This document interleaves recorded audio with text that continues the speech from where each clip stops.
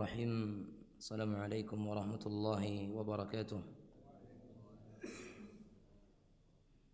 Innal hamdalillah ta'ala nahmaduhu wa nasta'inuhu wa nastaghfiruh wa na'udzu billahi min shururi anfusina wa min sayyiati a'malina man yahdihillahu fala mudilla lahu wa may yudlil fala hadiya lahu.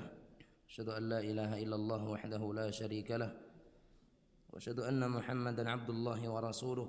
Allahumma shalli wa sallim wa barik ala nabiyyina wa habibina Muhammad wa ala alihi wa sahbihi wa man tabi'ahum bi ihsanin ila yaumiddin.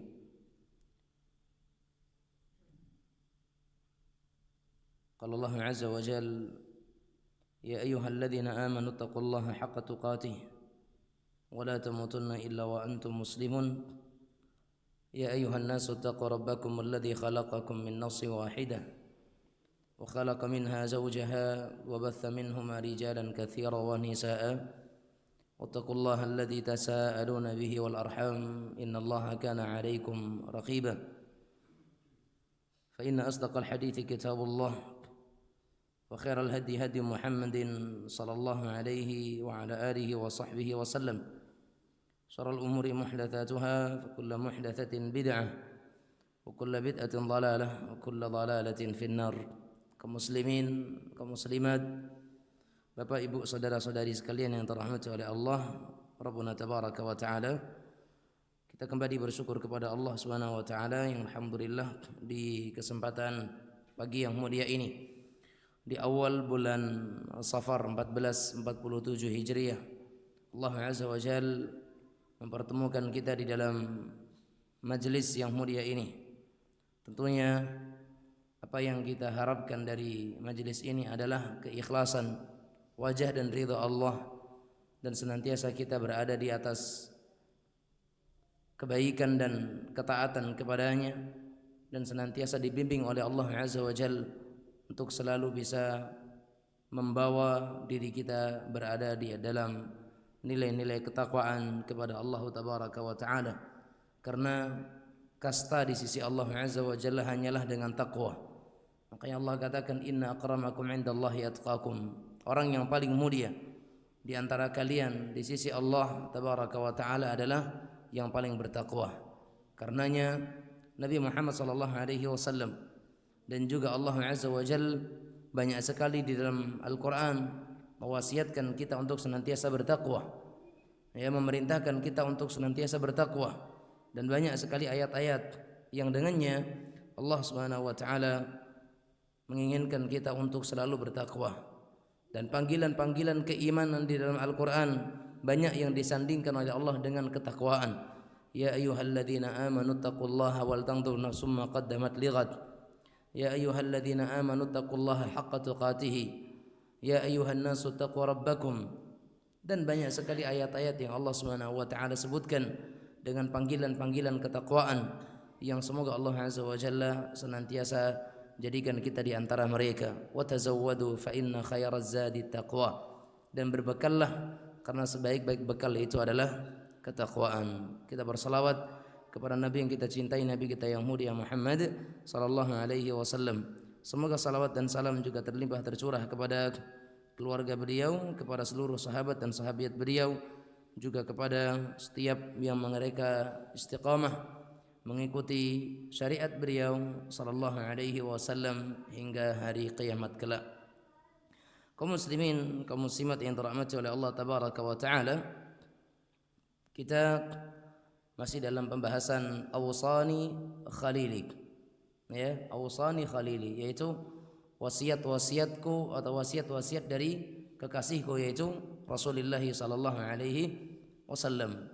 Dan kita masuk kepada wasiat yang ketujuh dari hadis-hadis yang beliau sebutkan di sini dari Abi Dzar Al-Ghifari radhiyallahu taala anhu, Jundub ibn Junadah, qal awsani khalili bi khisalin min al-khair.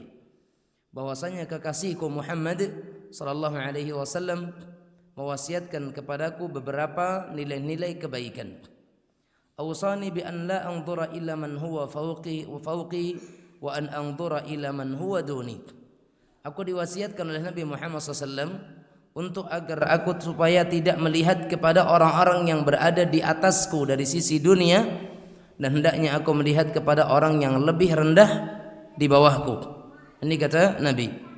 Wa awsani bihubbil masakin wad dunuwi minhum, dan aku diperintahkan oleh Nabi Muhammad SAW untuk mencintai orang-orang miskin dan dekat dengan mereka.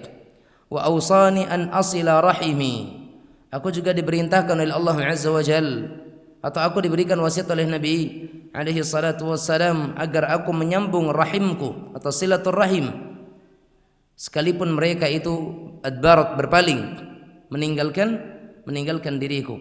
Sekalipun mereka itu meninggalkan diriku, maka aku diperintahkan untuk tetap menyambung silaturrahim.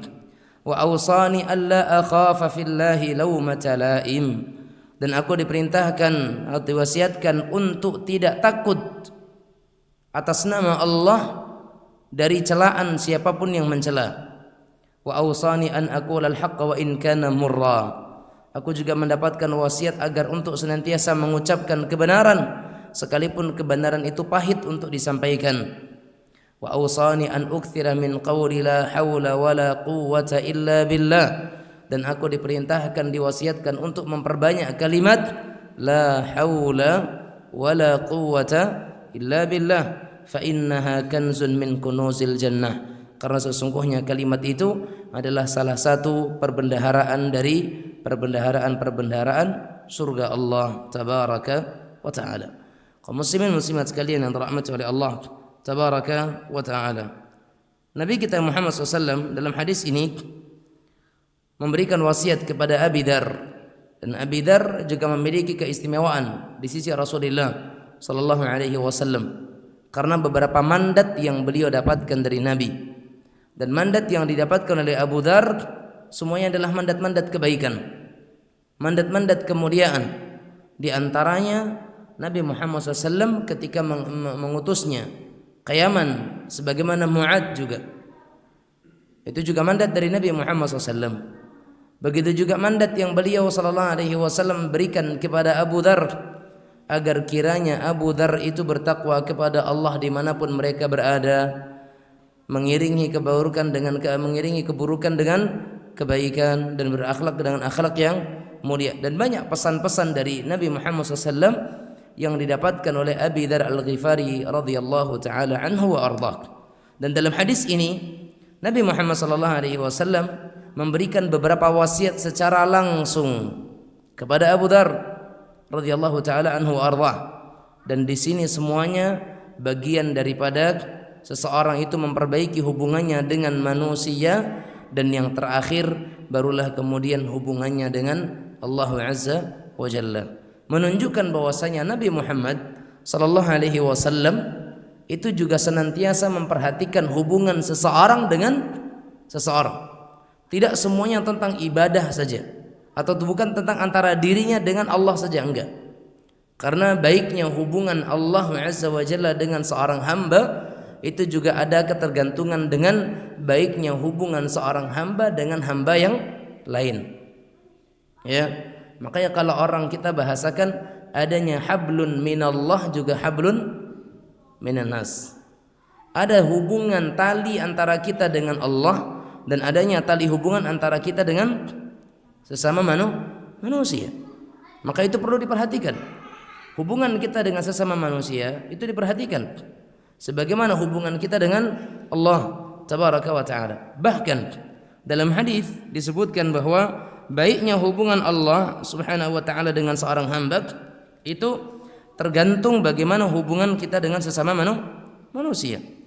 Itu jelas ketika Nabi kita Muhammad SAW menyatakan, wallahu fi auni al-'abdi ma kana al-'abdu fi auni akhihi, man farraja 'an mu'minin kurbatan min qurabid dunya farrajallahu 'anhu kurbatan min qurabi yaumil qiyamah, man naffasa 'an mu'minin kurbah, man satara musliman satarahu Allah. Banyak sekali hadis-hadis yang menjelaskan bagaimana seorang hamba hubungannya dengan hamba, seperti itu pula lah hubungan dia dengan Allah. Allah akan jalin hubungan dengan seorang hamba. Masih suka menolong hamba, Allah akan tolong dia.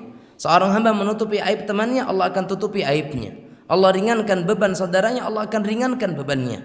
Itu Allah subhanahu wa ta'ala. Maka sangat banyak hadis-hadis Nabi sallallahu alaihi wasallam yang menjelaskan kepada kita tentang syariat Rasulullah alaihi salatu wassalam agar memperhatikan hubungan kita dengan sesama manusia. Jadi kita sebagai orang yang sudah ngaji, sebagai orang yang sudah belajar agama, jangan egois. Ya, jangan egois. Pokoknya saya dengan Allah baik hubungannya, sesama manusia mah terserahlah. Enggak boleh. Karena kita harus menjaga hubungan kita dengan sesama manusia. Lihat di sini. Nabi Muhammad SAW memberikan beberapa wasiat kepada Abu Dzar Al-Ghifari. Dalam riwayat ini ya, dalam riwayat yang lain dikatakan awsani khalili bisab'in, bahwasanya kekasihku Muhammad SAW memberikan wasiat kepadaku dengan 7 perkara. Ya, dalam riwayat yang lain. Namun riwayat di sini ya ada beberapa. Di antaranya kata Abu Dzar Al-Ghifari, awsani khalili ya bi an la anzura ila man huwa fawqi wa an anzura ila man huwa duni. Nabi Muhammad SAW memberikan wasiat kepadaku agar aku senantiasa melihat kepada yang berada di bawahku dan aku tidak melihat kepada yang mereka berada di atasku dari permasalahan dunia, dari masalah dunia. Dalam perkara dunia kita enggak boleh melihat kepada yang lebih mampu. Dalam perkara dunia kita tidak boleh melihat kepada orang yang lebih kaya. Dalam perkara dunia kita tidak boleh melihat kepada orang-orang yang lebih di atas kita. Tapi kalau untuk akhirat, lihat mereka yang salatnya lebih rajin, sedekahnya lebih banyak, puasanya lebih rutin dan seterusnya. Tapi kalau untuk dunia kita lihat kepada yang lebih di bawah. Ihris akhil habib daiman wa abada an ta'khudha bihadhihi an-nasihati adh-dhahabiyyati min khairil bariyati Muhammad ibn Abdullah sallallahu alaihi wasallam. Wahai saudaraku yang aku cintai karena Allah, jagalah olehmu selalu dan senantiasa agar engkau mengambil nasihat emas ini dari manusia terbaik Muhammad bin Abdullah sallallahu alaihi wasallam. Unzur ila man asfala minkum wa la tanzur ila man huwa fawqakum.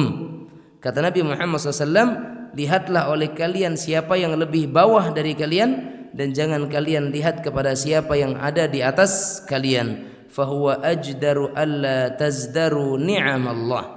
Karena itu semuanya lebih menjadikan kalian itu tidak meremehkan nikmat Allah. Coba bayangkan, kalau kita lihat kepada orang yang lebih kaya terus, kita lihat kepada orang yang lebih mampu terus, maka nikmat yang kita dapatkan gak akan kita anggap. Nikmat yang sedang kita rasakan kita gak akan ingat. Misal kita Allah Azza wa Jalla karuniakan sepeda motor, kita lihat selalu kepada mereka yang Allah karuniakan roda 4, maka nikmat roda 2 itu tidak akan pernah kita rasakan. Sementara di luar sana mereka ada yang pengen roda 2 yang tinggal ngegas, mereka masih harus mengayuh sepedanya. Orang yang punya sepeda kalau melihat kepada yang sudah punya sepeda motor, maka mereka akan melupakan nikmat sepeda. Sementara di sisinya atau di selainnya masih ada orang yang mereka menginginkan sepeda, namun belum ada dana dan akhirnya mereka hanya jalan kaki. Orang yang jalan kaki kalau melihat kepada yang punya sepeda juga akan membuat nikmat jalan kaki yang dia punya itu hilang. Karena ternyata di luar sana masih ada orang yang untuk jalan saja susah. Terkadang masih harus dibantu dengan tongkat atau masih dipapah. Orang yang dipapah kalau melihat kepada yang bisa jalan cepat akan melupakan nikmat dia masih bisa di jalan walaupun dibantu dengan tongkat. Karena di sana masih ada orang-orang yang untuk jalan aja nggak bisa, walaupun pakai tongkat. Akhirnya harus didorong dengan kursi roda dan terus berikutnya. Ya, makanya kita nggak boleh melihat selalu kepada yang di atas, yang punya roda 2 kepada roda 4, yang roda 4 pengen melihat kepada yang roda 6, yang roda 6 melihat kepada yang jalan tanpa roda. Ya kan? Lihat tuh ular jalan tanpa roda dan sebagainya. Pengen punya pesawat sendiri dan sebagainya. Subhanallah. Maka kalau kita lihat kepada siapa yang di atas kita dari perkara dunia, lupa kita dengan nikmat yang sedang kita dapatkan. Lupa kita dengan apa yang sedang kita rasakan. Dan itu hukumnya tercela dalam agama kita, enggak boleh, ya. Tidak diizinkan oleh Nabi kita yang mulia Muhammad sallallahu alaihi wasallam untuk kemudian kita lebih memandang kepada orang-orang yang berada di bawah, di atas kita. Maka Nabi katakan fa innahu ajdaru alla tazdaru ni'amallah. Maka dengan itu bisa membuat kita itu tidak meremehkan nikmat Allah. Tapi kalau kita hanya melihat kepada yang di atas kita terus, maka itu akan melupakan kita dari nikmat yang sedang Allah Subhanahu wa taala berikan kepada kita. Itulah yang disebut oleh Nabi kita yang mulia sallallahu alaihi wasallam, ya. Makanya, tapi kalau untuk urusan akhirat, Allah perintahkan kita agar kita itu berlomba-lomba. Ya, orang itu sudah begitu, berarti kita harus ke sana. Orang itu begini, kita harus ke sana. Jangan kita kalah dengan persaingan antara Bani Makhzum dengan Bani Abdi Manaf. Bani Makhzum dari suku Kinanah juga. Abdi Manaf juga dari suku Kinanah. Semuanya dari Quraisy. Tapi Bani Makhzum ini orangnya fanatik suku. Termasuk diantaranya adalah Amr ibn Hisham. Siapa itu Amr ibn Hisham? Amr ibn Hisham itu adalah Abu Jahal, yang kunyahnya Abul Hakam ibn Hisham, atau gelarnya Abul Hakam. Abul Hakam digelari Abul Hakam karena dahulu ketika Bani Makhzum itu berselisih, bersengketa dan semuanya, mereka ngadu kepada Amr ibn Hisham, Abu Jahal, untuk supaya diputuskan urusan mereka. Abul Hakam mengatakan, saya dari suku Bani Makhzum itu terobsesi dengan sukunya Bani Abdi Manaf. Bani Abdi Manaf siapa darinya? Abdul Muttalib, Abu Talib, Abdullah. Setelah itu siapa? Muhammad sallallahu alaihi wasallam. Sejak dahulu Bani Makhzum dengan Bani Abdi Manaf itu enggak pernah akur. Enggak pernah bisa bersatu. Ya, fa in at'amu at'amna. Kalau mereka itu memberi makan orang miskin, kami pun harus. Kalau mereka berderma, kami harus berderma. Kalau mereka mengemban tanggung jawab, kami pun harus bisa mengemban tanggung jawab. Itu pengakuan Abu Jahal. Tapi buruknya apa? Tatkala Bani Abdi Manaf menyatakan yakhruju fina Rasulullah SAW, mendapatkan akan muncul dari kami suku Bani Abdi Manaf seorang rasul yang mendapatkan wahyu dari langit. Apa yang dikatakan Bani Makhzum? Enggak bisa ngapa-ngapain. Ya kan? Enggak mungkin pula Bani Makhzum mengeluarkan seorang nabi. Enggak bisa. Makanya Abu Jahal mengatakan, kalau sekiranya besok nabi itu keluar, kami enggak akan pernah beriman selama-lamanya dan kami tidak akan pernah percaya dia. Makanya Abu Jahal sampai akhir hayat dia tidak beriman kepada Muhammad SAW. Itu pengakuan dia. Tapi saksi bahasan kita adalah, lihat, kalau untuk urusan akhirat itu harusnya kita berlomba-lomba. Lihat Bani Makhzum dan Bani Abdi Manaf, mereka saling bersaing. Kalau Bani Abdi Manaf ngasih makanan orang miskin, Bani Makhzum harus iya juga dong. Jangan sampai kalah. Walaupun obsesinya mungkin ketika itu dunia, tapi artinya mereka berlomba. Nah, kita dalam akhirat berlomba, tapi untuk dunia jangan. Perlombaan dalam masalah dunia itu tanda-tanda hari kiamat. Sebagaimana Nabi kita Muhammad SAW ketika ditanya oleh Jibril yang datang ketika itu di hadapan para sahabat, dia mengatakan, fa akhbirni an amaratiha. Wahai Muhammad, kabarkan kepadaku tentang ciri-ciri dan tanda-tanda kiamat. Apa kata Nabi? Antaridal amatu rabbataha. Seorang ibu akan melahirkan tuannya, atau seorang budak melahirkan tuannya. Artinya seorang ibu yang harusnya dia dihormati, tapi dia melahirkan seorang anak yang durhaka kepada dia, dan akhirnya anak yang berkuasa atas ibunya. Wa antaral hufatal uratal alata ri'a asya'i yatatawaluna fil bunyan.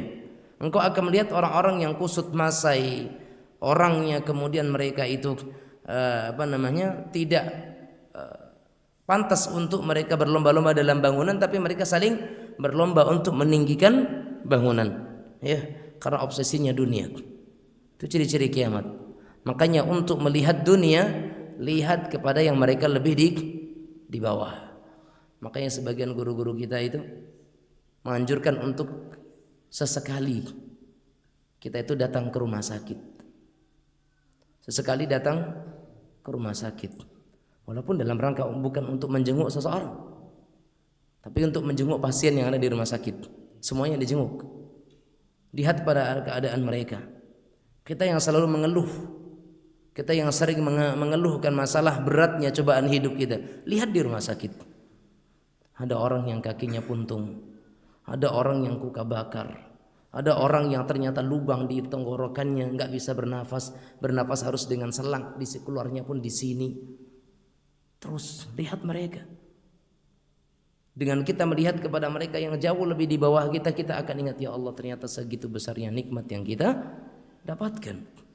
Ya, tapi kalau kita lihat kepada orang, kita nge-mall, nah orang tuh bisa beli itu, orang tuh bisa beli ini, orang sudah antri di pameran mobil dan sebagainya. Ada mobil yang di rumah itu nggak kebayang, mobil yang kita bawa dan yang sedang di parkiran itu nggak keinget, yang keinget mobil yang ada dipajang di depan. Baik, maka jangan jadikan obsesi kita untuk menaikkan kadar kita di dunia, kadar kebaikannya. Tapi lihat kepada mereka yang selalu lebih di bawah. Lihat kepada mereka, lihat kepada mereka, lihat kepada mereka. Kita makan ayam, lihat kepada yang mereka makannya tempe tahu. Yang makan tempe tahu, lihat kepada yang mereka makannya apa yang ada di sisi rumahnya saja. Pucuk ubi, pepaya dan sebagainya. Subhanallah ya. Ajaran Nabi Muhammad SAW sangat mulia untuk melihat kepada yang lebih di bawah. Taib. Makanya nikmat seseorang itu ketika kata Nabi Muhammad SAW, man asbaha minkum aminan fi sirbihi mu'afan fi jasadihi indahu qutu yaumihi faka'annama hizat lahu dunya bihadafiriha. Dalam hadis Nabi kita SAW menyatakan, siapa yang masuk waktu pagi sementara dia mendapatkan rasa aman tempat tinggalnya, sehat badannya, punya bekal makanan di hari itu, maka dia orang yang kaya. Makanan hari itu ada, badan sehat, rumah tempat tinggal keadaan aman. Ini 3 faktor kebahagiaan seorang muslim. Sampai kata Nabi, faka'annama hizat lahu dunya bihadafiriha. Seolah-olah dia itu sudah diberikan dunia dengan segala isinya. Coba ibu-ibu sekalian, duit banyak, pas pagi sakit-sakitan, nikmat enggak? Duitnya banyak, tapi nak jalan aja susah. Nak keluar dari kamar harus nunggu ada yang mandau, atau kalau enggak harus ada yang bopong, harus ada yang mapah. Mana nikmatnya? Tengok orang yang biasa-biasa saja, pagi-pagi udah bisa lari, pagi-pagi nyapu rumah, pagi-pagi membersihkan halaman, pagi-pagi terkadang sudah nanam sesayuran di belakang rumahnya, di samping rumahnya. Subhanallah, nikmat yang besar. Walaupun kaya tapi kayak gitu hidupnya gimana?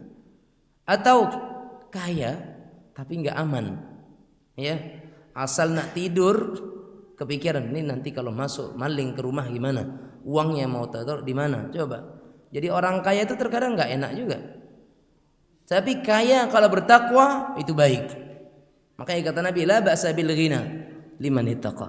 Enggak mengapa orang itu kaya, boleh orang kaya, ya. Dan itu tidak tercela orang-orang yang kaya, karena sahabat-sahabat Nabi banyak yang kaya raya. Abdurrahman ibn Auf, Uthman ibn Affan, Abu Bakar As-Siddiq, ya kan? Itu mereka saudagar-saudagar kaya semuanya. Dan enggak ada kekayaan kita yang menandingi kekayaan mereka, enggak ada. Uthman ibn Affan itu kekayaannya luar biasa. Sekali infak 200 ekor unta dengan segala perbendaharaan peralatan lengkap untuk di jalan Allah. Coba siapa yang mampu? Unta sekarang berapa satunya? 200 ekor unta sekali infak, ya kan? Bahkan sampai sekarang ada hotel namanya Hotel Uthman kan?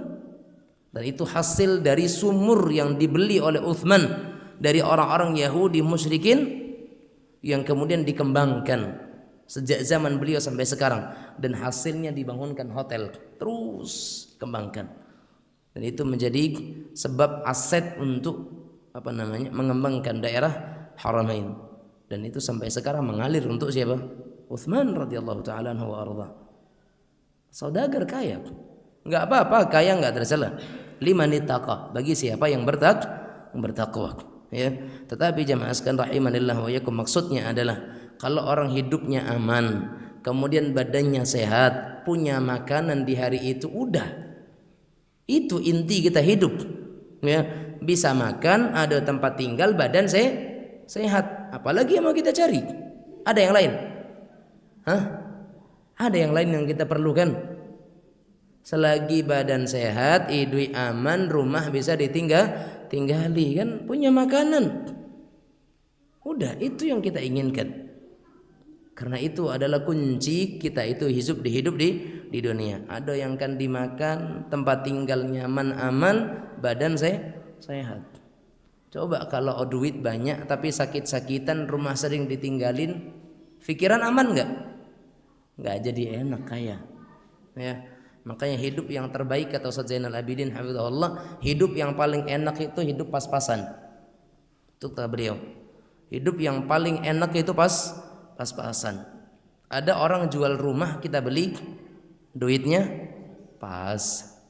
Ya kan, rumah perlu diperbaiki, perbaiki rumah duitnya pas. Mau berangkat haji uangnya pas, enak. Hidup tuh pas-pasan, itu enak. Ya, yang cukup-cukup saja. Ya, tapi kalau berlebih pening.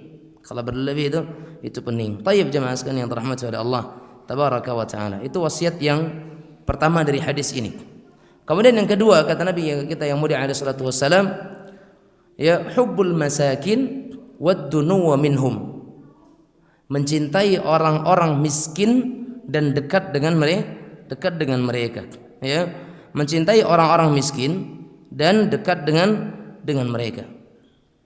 Kaum muslimin muslimat yang dirahmati Allah azza wa jalla, wasiat Rasulullah SAW kepada Abu Dzar Al-Ghifari ini pada hakikatnya memang wasiat untuk kita semuanya, bukan untuk Abu Dzar saja. Kalau Abu Dzar diwasiatkan untuk melihat kepada yang lebih di bawah, tidak melihat kepada yang di atas, kita lebih butuh dengan itu. Kenapa? Ketaatan kita, ketakwaan kita, keimanan kita jauh di bawah iman Abu Dzar. Tapi Abu Dzar masih dinasihatkan dengan demikian. Dan nasihat yang kedua, wasiat yang kedua adalah hubbul masakin wad-dunuwa minhum. Mencintai orang-orang miskin dan dekat dengan mereka. Dan ini untuk kita. Kepada orang-orang miskin kita cinta, dekati mereka. Karena itu adalah ciri dakwah Nabi sallallahu alaihi wa ala alihi wasallam. Lihat Nabi kita yang mulia alaihi salatu wasallam mengajarkan kepada kita untuk dekat dengan orang-orang miskin. Dan orang miskin itu adalah siapa orang miskin? Orang miskin itu adalah mereka yang hidupnya tidak berkecukupan. Itu orang miskin. Orang-orang yang hidupnya tidak berkecukupan, ya, tidak punya kepandaian untuk mencukupi kehidupannya, dan mereka tidak mau meminta-minta, itu miskin. Ingat ya, kaidah yang disebutkan oleh para ulama itu ada tambahan. Miskin itu orang yang tidak mau meminta-minta. Tapi kalau dia memang miskin tapi minta-minta, gak usah anggap dia sebagai orang miskin, karena dia telah menghinakan dirinya. Orang yang miskin hakikatnya dia tuh orang yang memang tidak mampu. Kerja sana sini serabutan tapi ternyata juga kurang dalam mencukupi kebutuhan keluarganya. Tapi dia menjaga diri untuk tidak meminta-minta. Ini orang yang perlu dibantu. Ini perlu untuk didekati. Ya.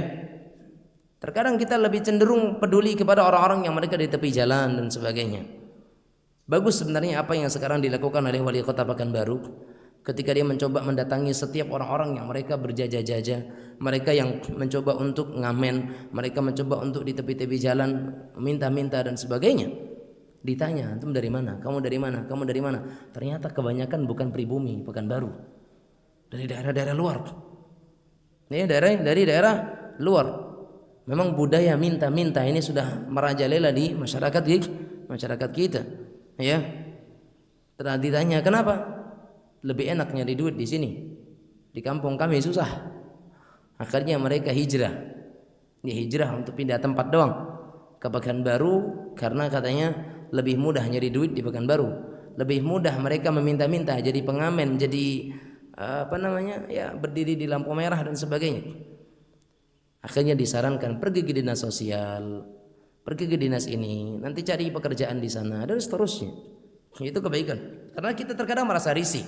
Ya, terkadang merasa risih dengan keberadaan mereka yang meminta-minta di jalan. Enggak dikasih, salah. Dikasih pun salah. Ya, karena terkadang ada orang pengamen ataupun peminta-minta, kalau enggak dikasih diketok kaca mobil kita, atau mungkin setelah sedikit dilap kemudian kita klakson untuk kita tidak mau, dilacaknya mobil kita. Untung dia enggak pandai teriak aja kan. Oleh karena itu jemaah sekalian yang dirahmati Allah azza wajal, ya cinta kepada orang miskin yang mereka tidak minta-minta, Ya. Tapi kalau ada orang yang meminta-minta, jangan kita cela. Wa amma sa'ila fala tanhar. Orang-orang yang meminta-minta jangan kita cela, jangan kita hardik. Tayyib. Jamaah sekalian rahimanallah wa iyyakum. Kana min du'a'in Nabi sallallahu alaihi wasallam, Allahumma inni as'aluka fi'lal khairat wa tarkal munkarat wa hubbal masakin. Di antara doa Nabi Muhammad SAW itu apa? Ya Allah, aku minta kepadamu itu perbuatan yang baik. Kemudian aku juga minta kepadamu untuk bisa meninggalkan kemungkaran. Dan aku juga minta kepadamu untuk bisa cinta kepada orang-orang miskin.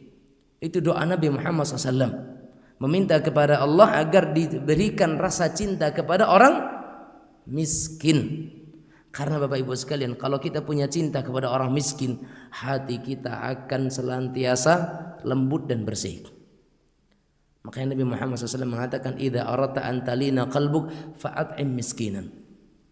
Kalau engkau ingin melunakkan hatimu, siapa yang pengen hatinya itu lunak, hatinya itu lembut, fa'at'im miskinan, kasih makan orang miskin, wamsah ra'sal yatim, dan usap kepala anak-anak yatim. Karena rata-rata anak-anak yatim mereka juga berada di bawah kemampuan, berada di bawah kata cukup. Ya, dekati mereka, lihat mereka, sayangi mereka. Itu perintah Nabi kita yang mulia sallallahu alaihi wasallam. Ya, makanya Allah Azza wa Jalla mengatakan apa? Wala tatrudil ladzina yad'una rabbahum bil ghadati wal 'ashyi yuriduna wajha. Selagi mereka muslim, selagi mereka mukmin, mereka miskin, bantu. Bahkan di sebagian wasiat, sekalipun dia orang kafir dan dia miskin, bantu mereka sesama manusia.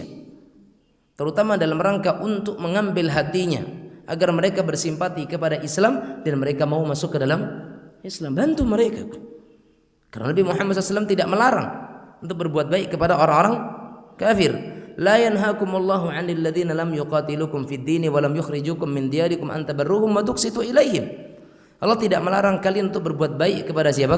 Berbuat baik kepada orang-orang yang belum mengeluarkan kalian dari rumah kalian, belum membunuh kalian. Kalian dibolehkan untuk berbuat baik kepada mereka, berbuat adil kepada mereka, melakukan kebaikan terhadap mereka. Enggak terlarang. Tapi yang dilarang itu berbuat baik kepada orang-orang kafir yang mereka memberontak pemerintah, yang membunuh kaum muslimin, mengeluarkan orang-orang dari rumahnya, mengusir mereka. Nah, itu enggak boleh berbuat baik kepada mereka. Tapi selagi dia kafir dhimmi yang berada di dalam dhimmatul umara, berada dalam perjanjian dhimmah, jaminan pemimpin kita, maka enggak boleh kita zalimi mereka, enggak boleh kita siksa mereka. Karena mencintai orang-orang miskin dan dekat dengan mereka, dengan membantu mereka, dengan menolong mereka, dengan berbuat kebaikan terhadap mereka, maka itu semuanya adalah bagian daripada kemuliaan akhlak seorang muslim. Fa fi hadzal hadits yusi Nabi sallallahu alaihi wasallam Abu Dzar bihubbil masakin wal qurba minhum. Maka dalam hadis ini Nabi Muhammad SAW mewasiatkan Abu Dzar untuk mencintai orang-orang miskin dan dekat dengan mereka.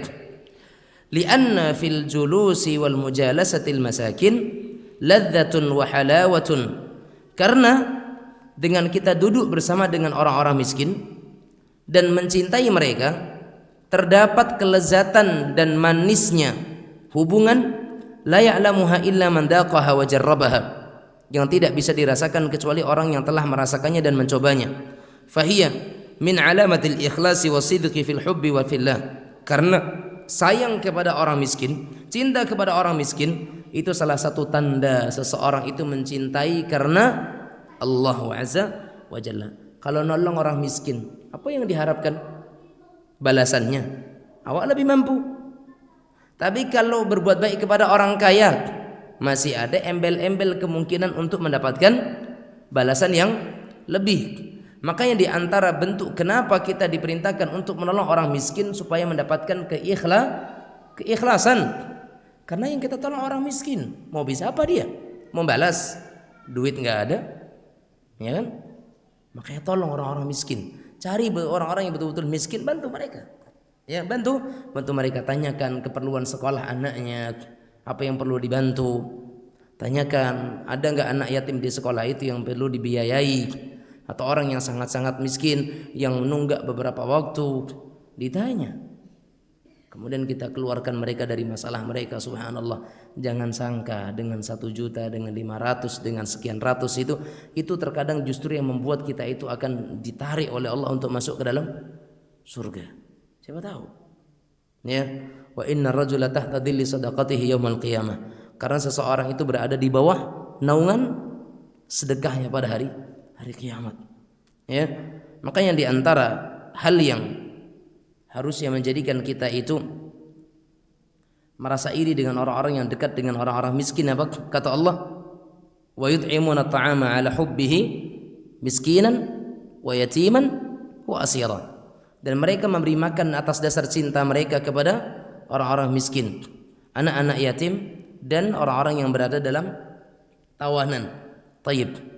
Innama nut'imukum liwajhillah la nuridu minkum jazaa'an wala syukura. Ya, kami sebenarnya memberi makan kepada orang-orang miskin itu enggak butuh apa-apa, hanya untuk mendapatkan wajah Allah, enggak membutuhkan dari kalian balasan, juga tidak butuh ucapan terima kasih. Ya, makanya kalau orang ikhlas dikasih memberikan sesuatu, kemudian enggak ada ucapan terima kasih, itu enggak ada hal bagi kita.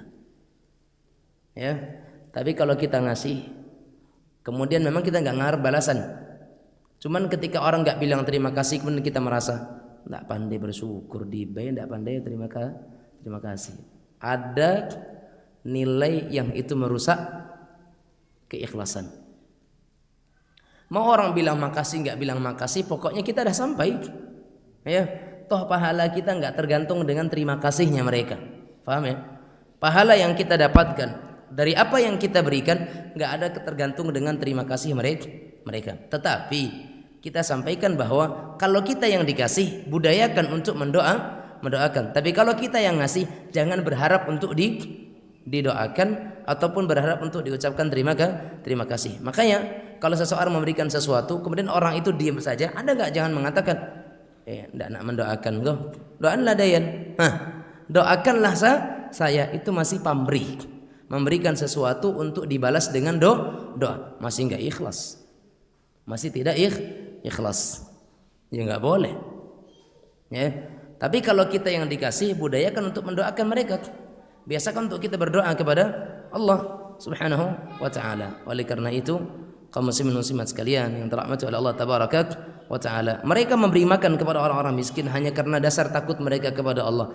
Inna nakhafu min rabbina yawman abusan qamtarira. Ya, kami merasa takut kepada Rabb kami karena khawatir jika sekiranya harta yang mereka dapatkan itu tidak mereka belanjakan,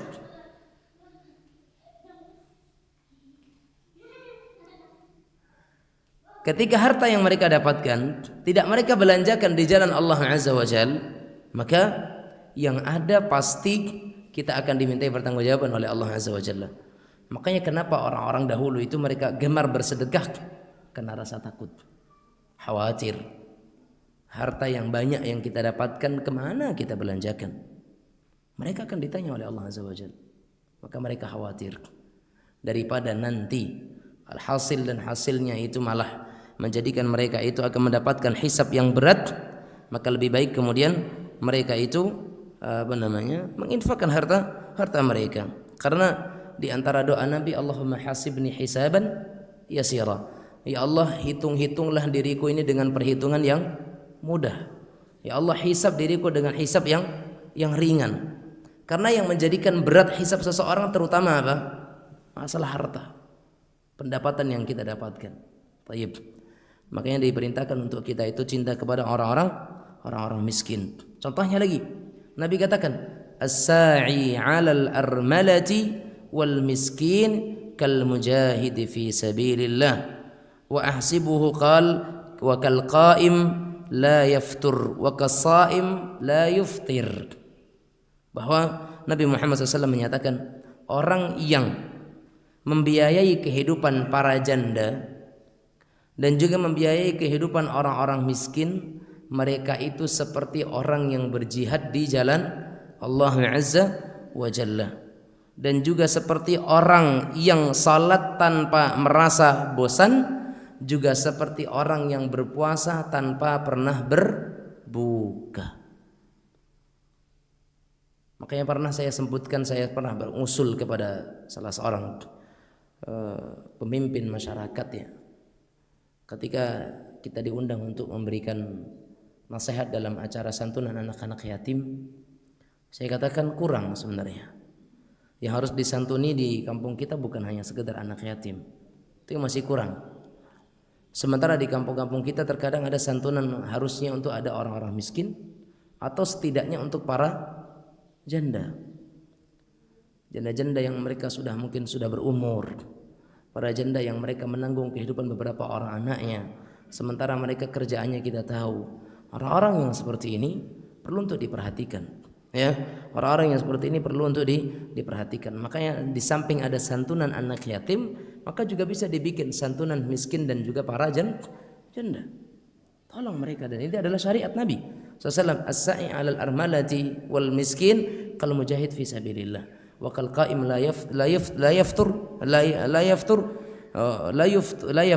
wa kasa'im la yuftir. Dia seperti orang yang berjihad di jalan Allah, seperti orang yang salat malam tak pernah putus, dan seperti orang yang berpuasa tidak pernah berbuka.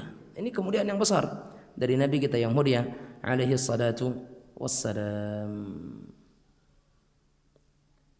Laka an tatasawwar akhil habib fadl as-sa'i 'ala al-miskin bi'anatihi wa musa'adatihi wa ma yusabi dhalika min 'amalin salihin jihadun fi sabilillah qiyamul lail wa siyamul nahar. Oleh karenanya engkau bayangkan, coba bertasawur, kita membayangkan pahala dari menolong seorang miskin, membantunya, menolongnya, dan apapun yang semisal dengannya, ternyata itu termasuk di antara pahala jihad, pahala salat, dan pahala puasa. Kita dapatkan dengan itu semuanya, ya.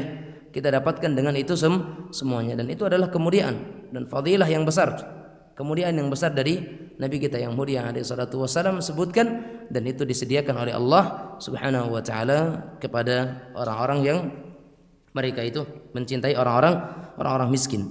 Sampai di antara doa Nabi sallallahu alaihi wasallam, apa doa Nabi kita yang mulia alaihi salatu wasallam? Allahumma ahyini miskinan wa amitni miskinan wahsurni fi zumratil masakin. Ya Allah, hidupkan aku sebagai orang miskin, wafatkan aku juga sebagai orang miskin, dan kumpulkan aku bersama dengan orang-orang miskin. Kenapa coba? Hisab mereka mudah. Hisab mereka mudah. Tapi ada orang yang kaya hisabnya mudah banyak, karena mereka belanjakan hartanya di jalan Allah untuk kebaikan, untuk dakwah, untuk pembangunan, untuk ini, untuk itu.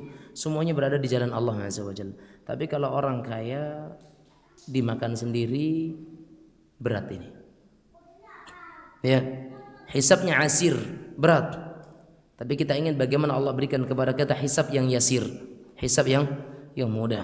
Oleh karenanya Nabi kita Muhammad SAW itu meminta kepada Allah Azza wa Jalla untuk dihidupkan menjadi orang miskin. Tapi maksudnya apa?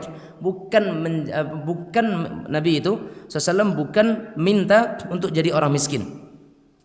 Ya. Bahkan kata-kata miskin ini adalah sifat tawadhu. Ya Allah, jadikan hidupkan aku sebagai orang miskin. Miskin maksudnya apa? Tawadhu. Artinya sebatas apa yang Allah kasih, itu yang kita terima. Sebatas apa yang kita berikan, kita enggak kita tidak terlalu minta berlebih-lebihan kepada Allah Azza wa Jalla yang selainnya. Artinya punya rasa tawadhu, punya rasa zuhud. Itu namanya miskin hidup di dunia. Dan untuk miskin di akhirat, iya, miskin di akhirat artinya miskin ketika mati adalah ketika wafat tidak lagi membawa harta-harta yang banyak. Makanya kita temukan Nabi Muhammad SAW itu wafat dan tidak meninggalkan harta yang banyak untuk keluarganya. Ya, dan itu yang didapatkan dari Nabi kita yang mulia alaihi wasallam, dan beliau minta untuk dikumpulkan bersama dengan orang-orang miskin, karena orang-orang miskin mereka cepat masuk ke dalam surga. Ya, makanya lihat ketika seseorang itu maka dalam sebuah hadis ya Nabi Muhammad SAW menyatakan, innama tunsaruna bi'afaikum. Sesungguhnya kalian itu ditolong itu karena adanya orang-orang yang lemah di antara kalian. Dalam sebuah peperangan, kaum muslimin mendapatkan kemenangan. Nabi katakan innamatun saruna bidu'afaikum. Kalian itu mendapatkan pertolongan karena orang-orang yang lemah, orang-orang yang miskin di antara kalian. Kenapa? Bi ikhlasihim wa du'aihim. Karena dengan doa-doa mereka dan keikhlasan mereka.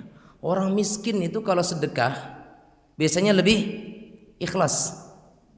Nya miskin, sedekah tidak tolak banyak, 2.000, 5.000. Cuman terkadang 5.000 yang kalu dari kantonginya tadi memang betul-betul dengan hati. Ya, dengan hati. Tapi kita nggak mengatakan yang kaya banyak ikhlas, banyak. Orang yang kaya ikhlas itu banyak. Tapi di sini kita sedang menyebutkan sabda Nabi kita yang mulia SAW, artinya orang miskin lebih mudah untuk ikhlas. Tapi kalau orang kaya ikhlas, oh ini luar biasa, kemuliaan. Tapi kalau orang miskin ikhlas itu lebih mudah bagi mereka. Dan orang miskin ketika berdoa lebih sungguh-sungguh. Ya, orang miskin ketika berdoa mereka lebih sungguh-sungguh. Itu orang miskin karena hatinya lebih tipis. Ya, hatinya lebih tipis. Makanya orang-orang miskin ketika berdoa mereka lebih lebih khusyuk ya. Tayyib. Bahkan dikatakan dalam sebuah hadis ya, sedikit kita tambahkan sebelum kita buka tanya jawab, yadkhulu fuqara'ul muslimin al-jannah qabla aghniyaihim binisfi yaumin wa huwa 500 amin. Lihat ya. Orang-orang miskin mereka lebih dahulu masuk surga dibandingkan orang kaya setengah hari. Setengah hari berapa tahun? Setengah hari di akhirat berapa tahun di dunia? Satu hari, wa inna yauman 'inda rabbika ka alfi sanah. Satu hari di sisi Allah itu seperti 1000 tahun. Berarti kalau setengah hari 500 tahun. Ya. Seorang yang miskin itu lebih dahulu masuk surga dibandingkan yang kaya, tapi tidak semuanya. Artinya orang miskin ya, mereka lebih masuk duluan dari orang yang kaya lebih dahulu 500 tahun.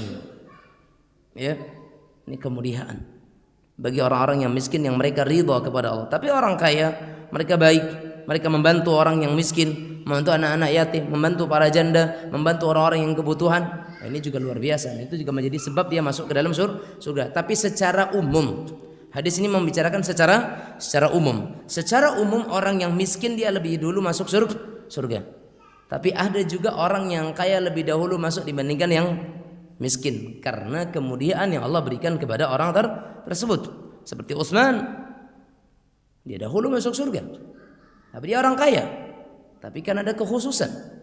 Ketika kaya bisa berbelanja sesuai dengan ketentuan syariat dalam hal-hal yang baik, maka itu jalan masuk ke dalam surga. Tapi kalau secara umum kita berbicara, yang miskin lebih dahulu masuk surga dibandingkan yang kaya. Ya, tayyib jemaah sekalian rahimanillah wa iyyakum. Ya, mudah-mudahan Allah Azza wa Jalla menjadikan kita semua di antara orang-orang yang bisa mengamalkan nasihat demi nasihat yang disebutkan oleh Nabi sallallahu alaihi wa ala alihi wasallam. Dan kita lanjutkan insyaallah untuk nasihat-nasihat berikutnya, wasiat berikutnya di hadis yang masih sama pada pertemuan-pertemuan berikutnya insyaallah taala. Hadza wa sallallahu wasallam ala nabiyina wa habibina Muhammad wa ala alihi wasallam. Silakan kalau ada pertanyaan.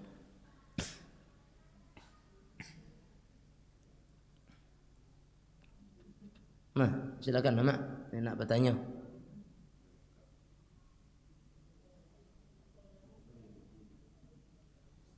Silakan.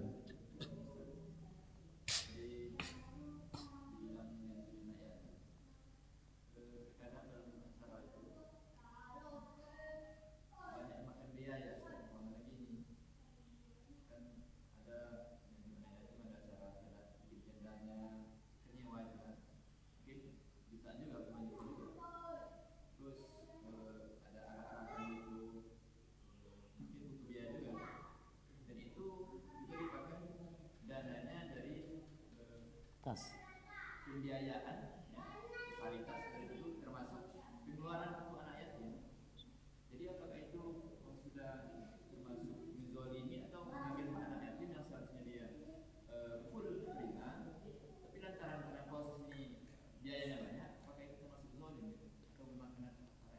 Jelas. Kalau misalkan mereka kumpulkan donasi untuk anak yatim, terkumpullah misalkan uang 20 juta, dan ternyata dari 20 juta itu nanti dipotong untuk biaya tenda, dipotong untuk ustadznya, dipotong lagi untuk kegiatan-kegiatan perlengkapan yang lainnya, maka hal seperti ini termasuk di antara aklu malal yatim, memakan harta anak yatim dengan cara yang zalim, zulman. Ini aklu malal yatim zulma, memakan harta anak yatim dengan zalim. Hukumnya enggak boleh, haram. Ya, haram. Makanya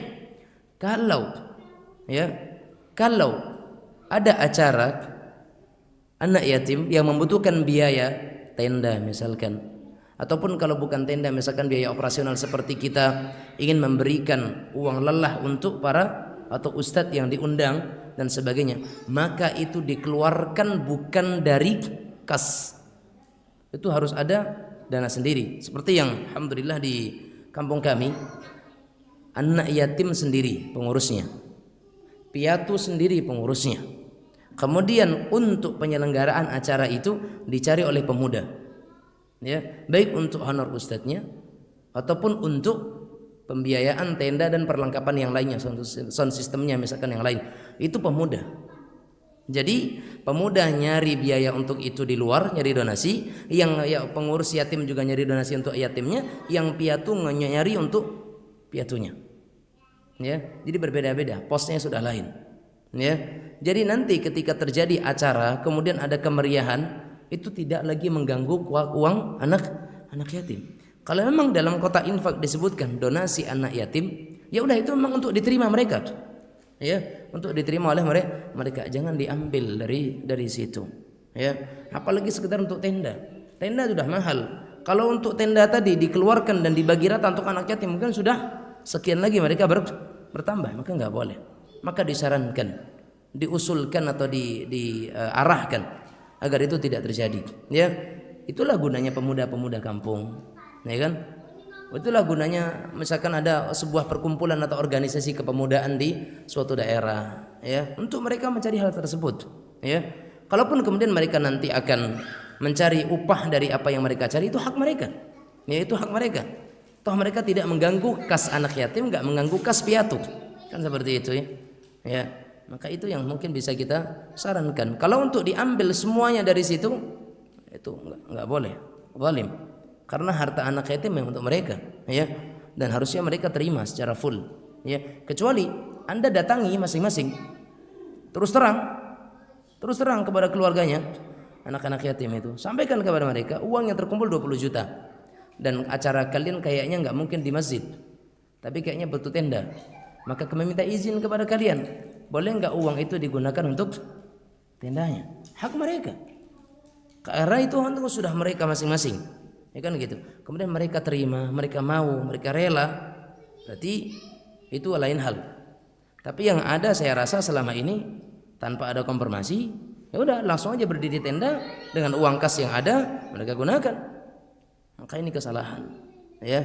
Maka itu zalim dan memakan harta anak yatim. Innal ladzina ya'kuluna amwal yatama dzulman innama ya'kuluna fi butunihim nara wa sayaslawna sa'ira. Sesungguhnya orang-orang yang mereka memakan harta anak yatim dengan zalim, maka mereka yang makan itu hanyalah apa? Neraka dalam perut mereka atau api. Wallahu taala alam. Nah, silakan.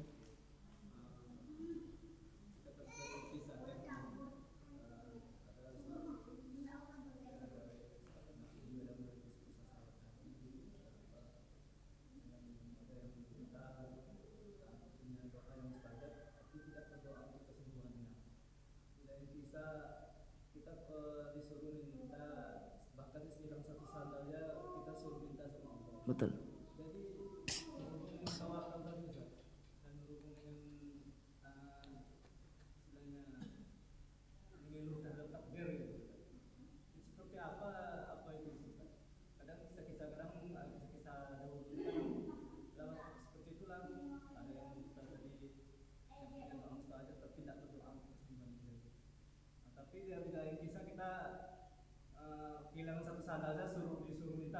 Betul. Tayyib jemaah sekalian rahimanallah wa iyyakum. Begitulah para sahabat. Dan demikianlah mereka. Ketika sebuah hadis menyatakan atau sebagaimana Ibnu Abbas menyatakan, "Yas'al ahadukum hajatahu rabbahu hajatahu walau sis'an alihi idan qata." Hendaknya seseorang itu meminta kepada Allah Azza wa Jalla kebutuhannya, keperluannya, ya, sekalipun dalam masalah tali sendal yang putus, ya. Taib. Tetapi kenapa sebagian sahabat mereka ketika mereka itu ada yang buta, mereka tidak minta disembuhkan? Karena mereka tidak merasa butuh dengan pandangan. Karena kata Nabi kita Muhammad SAW atau kata Ibnu Abbas, yang kita minta kepada Allah kebutuhan kita. Sementara sebagian sahabat mereka merasa sembuhnya mata mereka bukan kebutuhan. Dan dengan itu mereka lebih baik.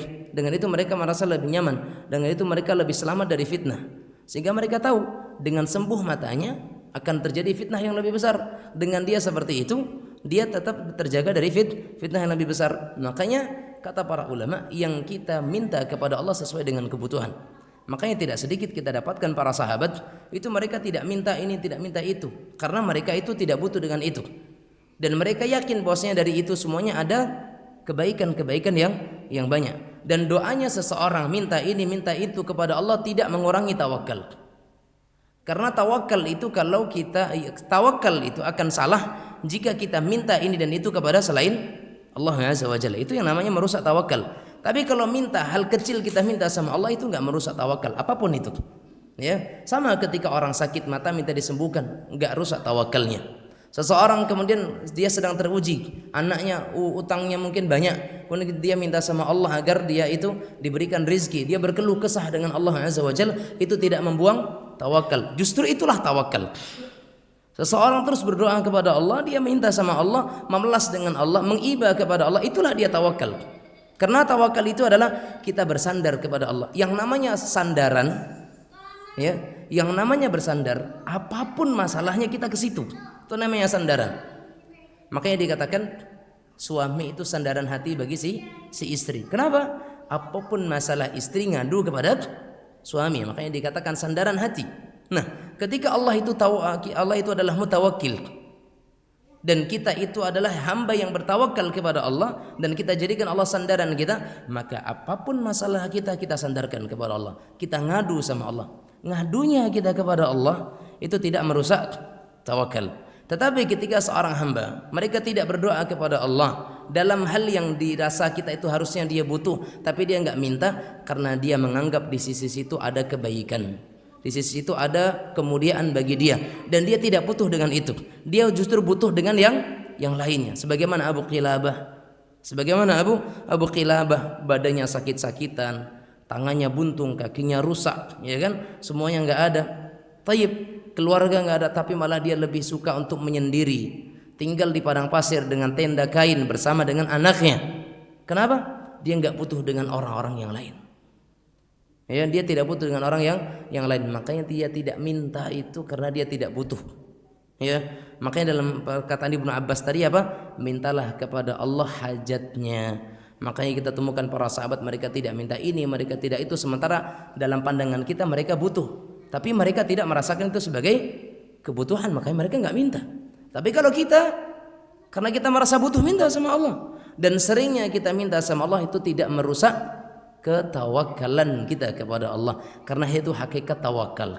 Ya Allah, hambamu hari ini telah berusaha untuk bekerja, ya Allah, maka aku serahkan hasilnya kepadamu, ya Allah. Berikanlah kepadaku hasil dari pekerjaanku hari ini sesuatu yang mencukupi kebutuhan keluargaku. Itu tawakal. Itu namanya tawakal karena kita mintanya sama Allah Azza wa Jalla. Dan ingat ya, sebesar apapun permintaan kita kepada Allah, bahkan yang mungkin di luar nalar kita minta sama Allah, tetap tidak merusak yang namanya tawakal, karena kita minta ke tempat yang tepat, ya, kepada zat yang memang di situ kita hendaknya meminta. Jadi tidak ada masalah ketika sahabat dalam sisi lain mereka tidak meminta kepada, karena mereka merasa tidak butuh. Mereka merasa dengan itu mereka itu lebih nyaman. Saya pernah mendengarkan sebuah percakapan, ada seorang anak yang buta. Ketika diwawancarai, tapi dia seorang hafidh, kemudian ditanya, apakah engkau tidak berdoa kepada Allah untuk Allah mengembalikan pandanganmu? Apa kata dia? Enggak. Karena saya yakin kalau pandangan saya kembali, bisa jadi hafalan yang saya dapatkan sekarang hilang, karena mata akan terumbar dan banyaknya maksiat yang terlihat oleh matanya. Makanya dia enggak pengen sembuh. Dia nggak pengen sembuh. Satu. Yang kedua, mungkin dari sisi dunianya juga, kalau sekiranya dia itu tidak bisa melihat apa yang sedang dia dapatkan misalkan, kemudian dia mendapatkan istri, kemudian mungkin dari sisi fisik istri ini kurang bagi dia tetap akan bersyukur. Pada intinya pokoknya istrinya melayani dia, menjadi seorang istri berbakti kepada dia, apapun bentuk istrinya, bagaimanapun rupanya, dia nggak bisa melihat. Yang jelas apa yang dia butuhkan dia dapatkan, udah dia akan bersyukur kepada Allah Tabaraka wa Ta'ala. Tapi lihat seorang laki-laki yang matanya sempurna, karena dia akan membanding-bandingkan dia dengan orang lain, dia dengan perempuan lain, dia akan melirik kepada perempuan lain dan seterusnya. Taib, makanya dia katakan dia nggak butuh dengan itu, maka dia tidak minta sama Allah Tabaraka wa Ta'ala. Tapi dengan seringnya kita minta, banyaknya kita minta sama Allah, berarti itu juga tidak merusak ketawakalan. Tapi yang perlu kita katakan lagi, orang yang tidak minta kesembuhan tadi seperti yang ditanyakan, atau orang yang sakit, orang yang ini, orang yang itu, orang yang miskin tidak minta untuk dikayakan, itu bukan berarti dia tidak punya permintaan yang lain. Pasti ada yang lain yang justru dia lebih keluhkan kepada Allah Azza wa Jalla. Karena ingat ya, orang yang sampai tidak meminta dalam hal yang dia butuhkan seperti itu saja, itu tandanya karena dia itu hatinya bersih sekali, tidak menjadikan dunia obsesinya. Tentu berarti ada permintaan yang lebih besar. Mungkin permintaannya adalah tentang akhiratnya. Wallahu ta'ala a'lam. Nah, cukup.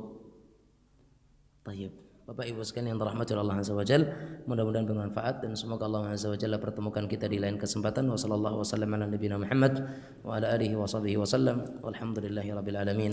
Wassalamualaikum warahmatullahi wabarakatuh.